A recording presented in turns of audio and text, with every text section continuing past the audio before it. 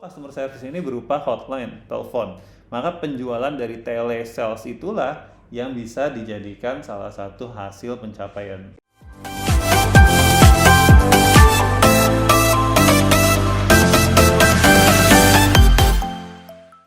Halo semuanya, kembali lagi di channel Tanya Kak Sam. Kali ini ada yang bertanya ke gue, apa sih KPI untuk customer service?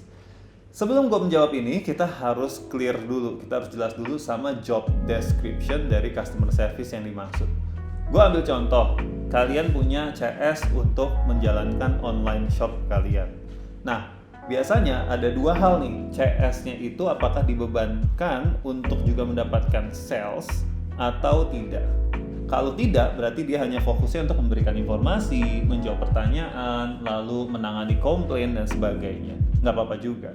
Tapi ada juga yang dalam prakteknya, si CS ini juga diharuskan untuk mendapatkan penjualan. Nah, kalau CS ini harus mendapatkan sales juga, maka KPI-nya tentu adalah salah satunya sales. Tapi yang harus kita perhatikan, sales yang dimaksud di sini hanyalah sales dari channel yang dipegang oleh si CS-nya ini. Jadi contoh, customer service itu megang WhatsApp. Ya, ketika ada customer-nya datang, lalu ya ada kemungkinan kan customer itu tadinya nggak mau beli, jadinya mau beli. Nah, penjualan dari WhatsApp inilah yang akan dihitung sebagai pencapaian mereka. Atau customer service ini berupa hotline, telepon. Maka penjualan dari telesales itulah yang bisa dijadikan salah satu hasil pencapaian mereka. Yang kedua adalah kita bisa memberikan KPI berupa response rate.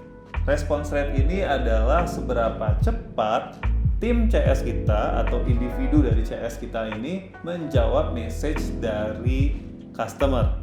Nah, ini harus didukung oleh software atau infrastruktur yang memadai. Tapi zaman sekarang rasanya sudah mudah ya untuk mendapatkan infrastruktur itu dan nggak terlalu mahal juga. Jadi sangat disarankan untuk menggunakan infrastruktur yang memadai supaya kita bisa tracking ya seberapa cepat sih selama ini CS kita dalam merespon. Cara ngitungnya gimana?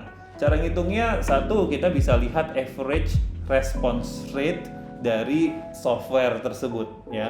Tapi jangan lupa juga kita juga harus menentukan standarnya terlebih dahulu. Misalkan standarnya adalah untuk menjawab pertanyaan adalah 1 kali 24 jam ya atau 24 jam. Ya nanti kita lihat average-nya berapa. Kalau average-nya 20 jam atau 18 jam berarti ini kan masih di bawah dari standar, which is itu baik. Tapi kalau lebih dari 24 jam, nah disitulah kita bisa menghitung berapa persen nih lebihnya. Nah itulah yang akan mempengaruhi penilaian KPI mereka. Yang ketiga adalah ini yang paling umum kita gunakan, yaitu tingkat kepuasan pelanggan. Tapi yang mau saya ingatkan adalah jangan sampai pertanyaan dari surveinya itu terlalu panjang atau salah alamat.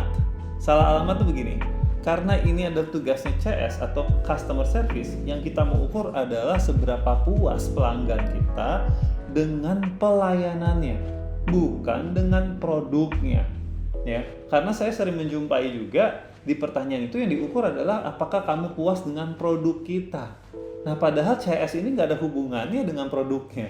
Ya, bisa saja kan si pelanggan ini tidak terlalu senang dengan produk kita, tetapi dia sangat senang dengan kualitas pelayanannya. Jadi pertanyaannya harus jelas dan jangan salah alamat ya. Yaitu apa? Yaitu seberapa puas Anda dengan pelayanan dari customer service kami. Nah, itulah contoh-contoh KPI untuk customer service. Kalau kamu masih bingung, silakan langsung DM ke kita di @fprojecthr atau langsung aja tulis di komen di sini, nanti kita akan coba menghubungi dan kita bisa diskusi langsung dengan tim dari F Project. Terima kasih dan jangan lupa subscribe dan nyalakan notifikasinya. See ya!